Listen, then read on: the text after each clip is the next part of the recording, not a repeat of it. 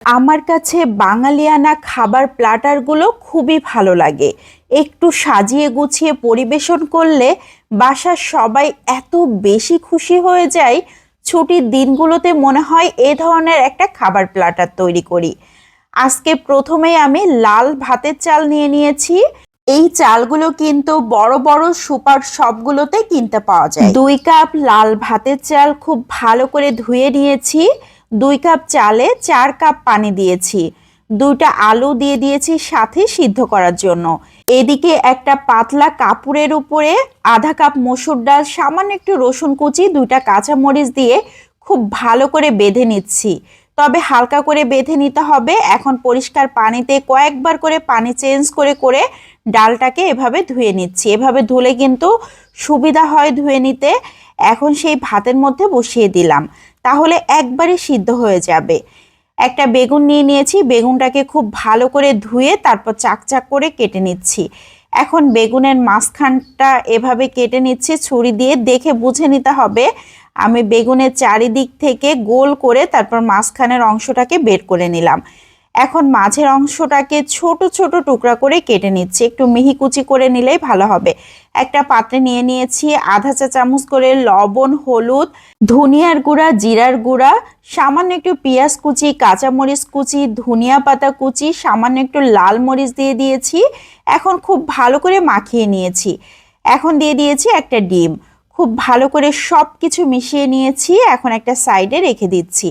এদিকে যে বেগুনের খোসাগুলোকে রেখেছিলাম গোল গোল করে, তার উপরে সামান্য একটু লবণ, হলুদ দিয়ে দিয়েছি। খুব ভালো করে মাখিয়ে এগুলোকেও একটা সাইডে রেখে দিচ্ছি। এখন চুলাতে একটা পাত্র বসিয়ে তার উপরে তেল দিয়ে দিয়েছি। বেগুনের খোসাগুলোকে দিয়ে দিয়েছি। যে পুরটাকে আমি রেডি করে রাখলাম ডিম দিয়ে, সেগুলোকে দিয়ে দিচ্ছি ভেতরে। এভাবে দেখে বুঝে নিতে হবে আমি কিভাবে করছি। ঢেকে রেখে দিলাম 2-3 মিনিট। একটা সাইড হয়ে গিয়েছে। এখন এভাবে উল্টে দিচ্ছি।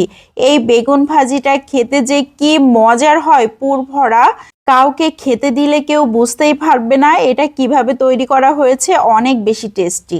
চুলাতে আরও একটা প্যান বসিয়ে 2 টেবিল চামচের মতো সয়াবিন তেল দিয়ে আধা কাপ পেঁয়াজ কুচি, 4-5টার মতো কাঁচামরিচ ফালি দিয়ে দিয়েছি। আধা চা চামচ করে লবণ, হলুদ দিয়ে দিলাম। খুব ভালো করে নেড়ে চেড়ে এখন দিয়ে দিচ্ছে আধা কাপ ছোট সাইজের চিংড়ি মাছ। এখানে ছোট সাইজের চিংড়ি মাছ হলেই খেতে বেশি ভালো লাগবে। এখন দিয়ে দিচ্ছি 1/4 চা চামচ রসুন পেস্ট, আধা চা চামচ সরিষা পেস্ট, আধা চা চামচ জিরা পেস্ট, আধা চা চামচের মতো লাল মরিচ পেস্ট দিয়ে দিয়েছি।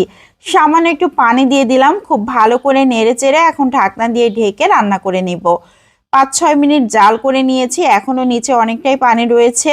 এখন দিয়ে দিচ্ছি ধনিয়া পাতা কুচি। আবারও খুব ভালো করে নেড়ে চেড়ে একদম শুকনা শুকনা করে নিয়েছি। চিংড়ি মাছের চচ্চড়ি একদম কমপ্লিট হয়ে গিয়েছে। এটা পেঁয়াজ দিয়ে চচ্চড়ি করলেই বেশি মজার হয়। যে ডালটাকে আমি ভাতের সাথে সিদ্ধ করতে দিয়েছিলাম, ভাত রান্নাটা কমপ্লিট হয়ে গিয়েছে, ডালও সিদ্ধ হয়ে গিয়েছে। অনেকটা হয়ে গিয়েছে ডাল। আমি আধা কাপ ডাল দিয়েছিলাম, এখান থেকে অর্ধেকটা পরিমাণ ডাল আমি উঠিয়ে রাখছি আর একটা সাইডে অর্ধেকটা রেখে দিচ্ছি। এই অর্ধেকটা ডালের মধ্যে লবণ, হলুদ দিয়ে দিলাম, কাঁচামরিচ, রসুন কুচি, পেঁয়াজ কুচি দিয়ে দিয়েছি। এখন একটা টমেটো নিয়ে নিয়েছি। টমেটোটাকেও ছোট ছোট টুকরা করে কেটে নিচ্ছি। এখন এই টমেটোটাকেও ডালের মধ্যে দিয়ে দিয়েছি। বাটিটা ছোট হয়ে গিয়েছে, নাড়াচাড়া করা যাচ্ছে না, এজন্য আমি একটা বড় বাটিতে নিয়ে নিলাম।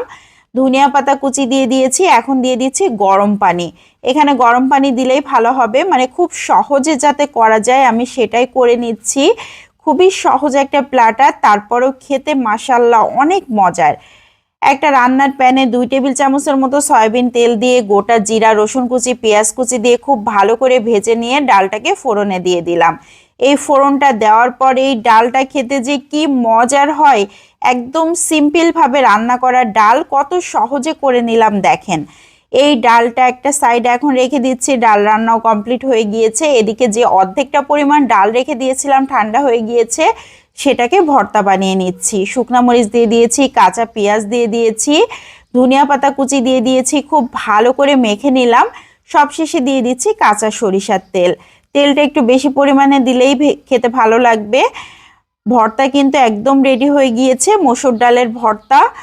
এখন 2টা শুকনা মরিচ নিয়ে নিয়েছি, লবণ দিয়ে দিয়েছি, কাঁচা পেঁয়াজ, ধনিয়া পাতা কুচি দিয়ে খুব ভালো করে চটকে নিয়েছি।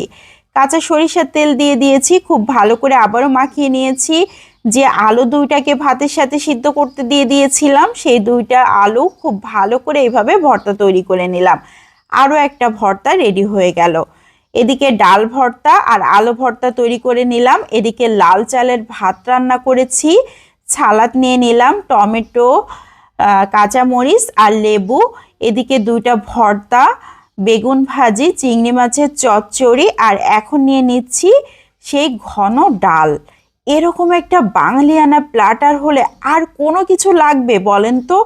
সবাই এত মজা করে খাবে, সাথে কিন্তু পেঁয়াজও নিয়েছি। উফ, কি যে মজা ছিল! আমার বাসার সবাই খুব তৃপ্তি সহকারে খেয়েছে। আজকের মতো এখান থেকে বিদায় নিচ্ছি। আসসালামু আলাইকুম।